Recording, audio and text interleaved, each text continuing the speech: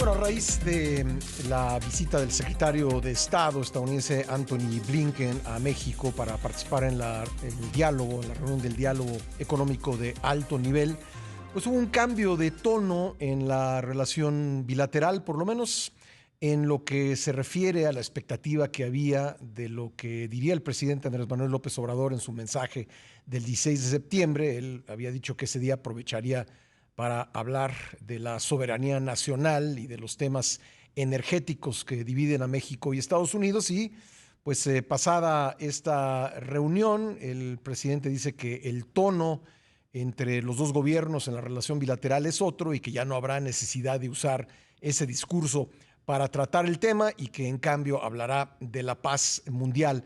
¿Qué pudo haber sucedido?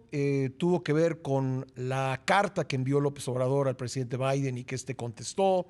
Tuvo que ver con la visita de Blinken, o con qué tuvo que ver, lo vamos a platicar con Marta Bárcena, embajadora eminente y ex embajadora de México en Estados Unidos y Turquía. ¿Qué tal, embajadora? Nuevamente, un gusto tenerla en el programa.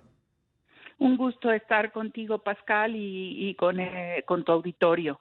Pues mira, ¿qué pudo haber pasado? A mí realmente, digamos que no me sorprende o no enfatizo tanto el cambio de tono, que sin duda lo hubo.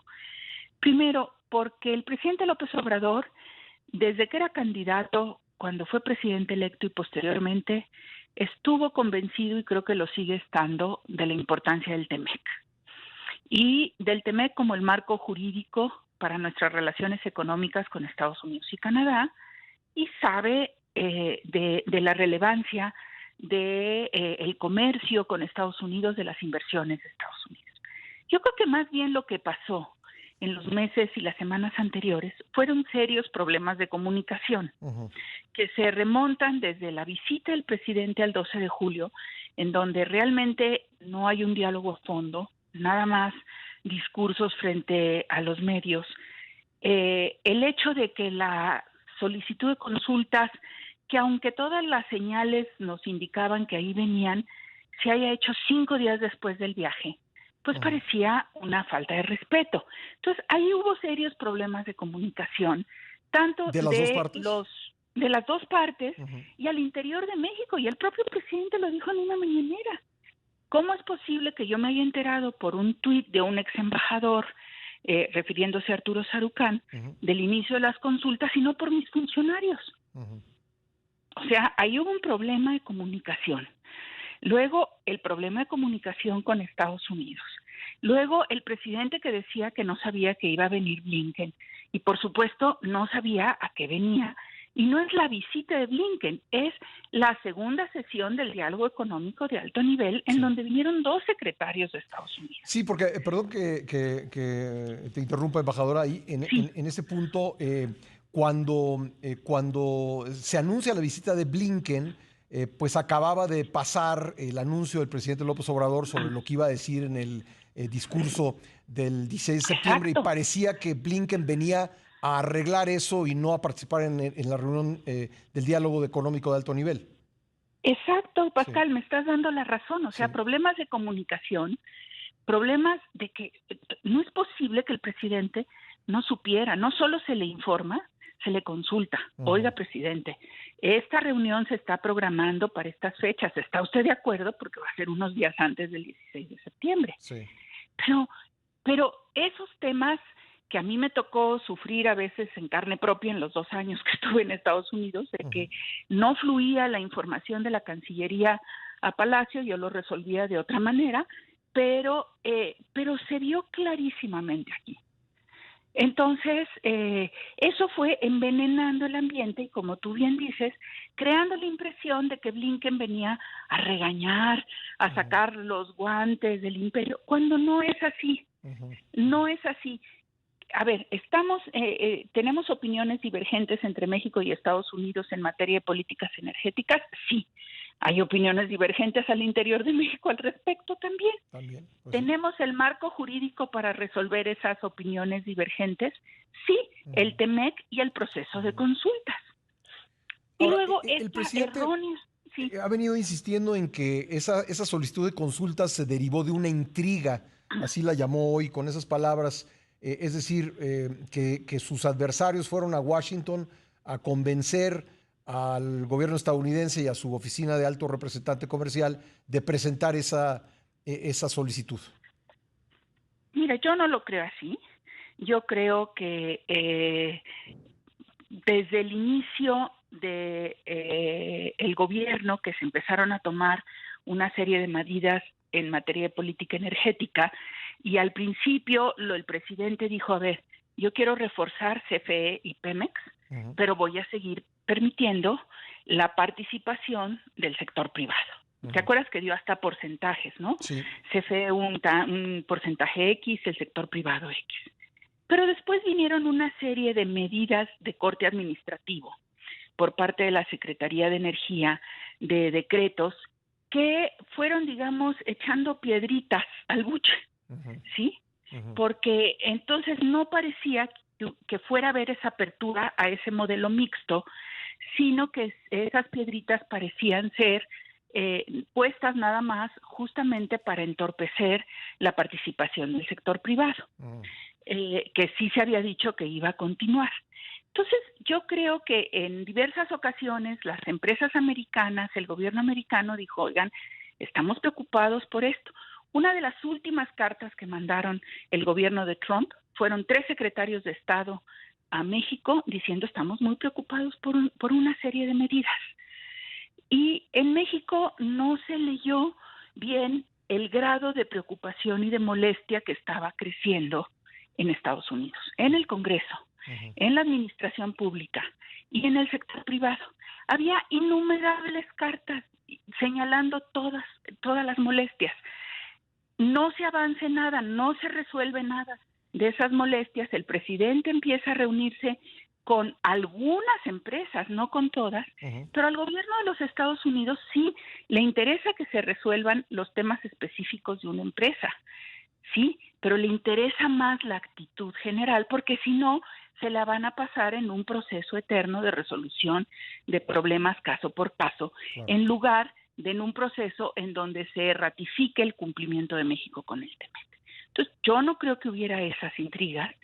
Yo creo que lo que hubo de nuevo fue una mala lectura, un mal análisis, un mal diagnóstico y una inexistente información al presidente de cómo se estaba configurando este escenario. Entonces, ¿tú crees que en este caso específico la Cancillería y la Secretaría de Energía, digamos, no han ayudado al presidente en el entendimiento cabal de lo que está pasando en la relación bilateral en el tema energético y han tomado medidas que han entorpecido la relación bilateral? Yo creo que la Secretaría de Energía, sí, por razones que pueden ser muy válidas de manera interna, sí ha tomado medidas que sin duda alguna han afectado la relación bilateral. Medidas que van más allá del sentido general de la política energética trazada por el presidente. Así es, por ejemplo, la medida de suspender todos los permisos de importación de gasolinas y de otras, o la medida de darle solamente a Pemex la exención del cumplimiento de los límites del contenido de azufre en el diésel que se importa. Pueden tener una justificación interna, pero sin duda alguna son medidas que sí se pueden considerar violatorias del principio del trato nacional del TEMEC y que por lo tanto afectan las relaciones bilaterales. Yo creo que la Cancillería no es responsable de esas medidas, no se le puede hacer responsable, pero sí es responsable del análisis que le manda la embajada, que se hace en México, de decir, a ver, esto se está complicando cada vez más, no podemos seguir así. No sé cuál sea el margen de maniobra que tenga en este momento la Cancillería en el contexto del gobierno del presidente López Obrador, pero sin duda alguna el análisis no está ahí, la información no está ahí, y entonces se crean ambientes de confrontación innecesarios, porque no hay, por parte del gobierno de los Estados Unidos, y en especial de este gobierno, del de Biden-Harris, en realidad no hay ese espíritu de confrontación. Al contrario, ¿Y tú crees que los llamados adversarios del presidente, la oposición, sus críticos, pues tienen alguna responsabilidad en ese mal ambiente o en ese teléfono descompuesto, como podamos llamarlo? Mira, yo no me atrevería a decir que tienen responsabilidad, Ujú, Pascal. Yo lo que diría es que los críticos del presidente, vengan del sector privado o de la oposición, pues tienen derecho a utilizar los canales de comunicación ujú, que tengan abiertos, tanto en México como con otros países, ¿sí? Si tú, por ejemplo, tienes en México una Cámara de Comercio de los Estados Unidos que constantemente en sus reuniones pues enumera todas estas dificultades, es evidente que estas dificultades van a llegar a los oídos de sus casas matrices de estas empresas. ujú. Y esas casas matrices se van a mover con sus congresistas y con el gobierno de los Estados Unidos. Entonces, lo que debe de haber conciencia en México y en el gobierno del presidente López Obrador, creo yo, es que cada quien utiliza los canales de comunicación para la defensa de sus intereses. Y eso es parte de una democracia, ¿no lo crees? No, no, absolutamente, absolutamente. Estaba tratando de entender eh, por qué, digamos, el presidente pues insiste tanto en presentar esto como una intriga, como si alguien hubiese ido a Washington pues ponerle una mosca en el oído a Catherine Tai para que presentara la solicitud de consultas, algo que pues la verdad es que no encuentro elementos para validar esa posibilidad. Pues mira, yo tampoco, yo añadiría otro tema. Catherine Tai es, yo creo, que la ciudadana estadounidense, más allá de su cargo, Ujú, que mejor conoce el TEMEC, ujú, Pascal. ujú. Catherine Tai era la jefa de oficina del congresista Richard Neal, presidente de la Comisión de Medios y Arbitrios, Ujú, a través de la cual se hizo todo el proceso de ratificación del TEMEC y de la legislación de implementación en Estados Unidos. sí, O sea, nadie necesita calentarle la cabeza a Catherine Tai. pues sí. Nada más necesita ver las medidas que se están tomando y ella y su equipo que conocen el TEMEC al revés y al derecho. Ujú, Es decir, pues, en nuestra interpretación, estas medidas son contrarias al TEMEC.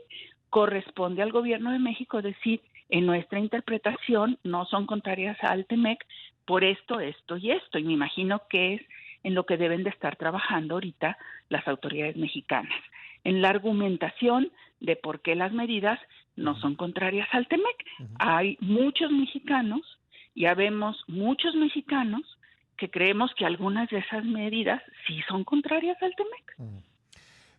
Por último, me quedan un par de minutos, pero me parece importante Sí. preguntar, desde tu punto de vista, con tu información, ¿tú crees que el gobierno estadounidense quedará satisfecho con un arreglo em, particularizado o para cada empresa o estará buscando un cambio en la legislación mexicana? Yo no creo que vayan a estar satisfechos con una solución a cada empresa. Ujú, Y no creo que necesariamente la solución final sí quizás sea un cambio a la legislación mexicana, pero eso es complicado, porque a ver, esto sí, México podrá responder tal como nos responden muchas veces los estadounidenses. Oye, no puedo hacer esto porque mi Congreso no me lo va a pasar. ujú, Pues ujú, nosotros no sabemos si el Congreso mexicano va a aprobar una modificación a la ley de la industria eléctrica. ujú, Lo que sí puede hacer el gobierno de México es ajustar sus decretos y medidas administrativas. ujú, ujú. Ujú. Y de esa manera dar la muestra de que estamos con espíritu constructivo Entiendo. para solucionar las diferencias. Sí. Entonces puedes ajustar decretos en duración en el tiempo, puedes empezar a abrir de nuevo los permisos de importación de gasolinas. Ujú, La argumentación que ha dado México es que había muchas empresas, si no muchas, algunas empresas que en realidad pues solo existían en el papel y estaban pidiendo permisos de importación de gasolinas. Bueno, si ya metiste orden, si ya sabes cuáles son las empresas confiables, pues empiezas a soltar esos permisos y ya también le diste oportunidad a Pemex de recuperar cuota de mercado. Pero yo creo que el gobierno de los Estados Unidos va a buscar una solución, digamos, desde un punto de vista global, o que México reitere el compromiso del cumplimiento del TEMEC. Repito, la modificación a la ley de la industria eléctrica sí es un poco más compleja porque ya no depende solo del presidente. Claro, depende del legislativo. Depende del Congreso. Pues sí. Pero nadie nos dice que en 2 años no se pueda modificar. Claro, claro. Pues muy interesante y seguramente lo seguiremos conversando, embajadora, si tú me lo permites. Con mucho gusto, Pascal. Muchas gracias. Hasta luego. Gracias, hasta luego. La embajadora Marta Bárcena, embajadora eminente, fue nuestra representante de México en Estados Unidos y Turquía.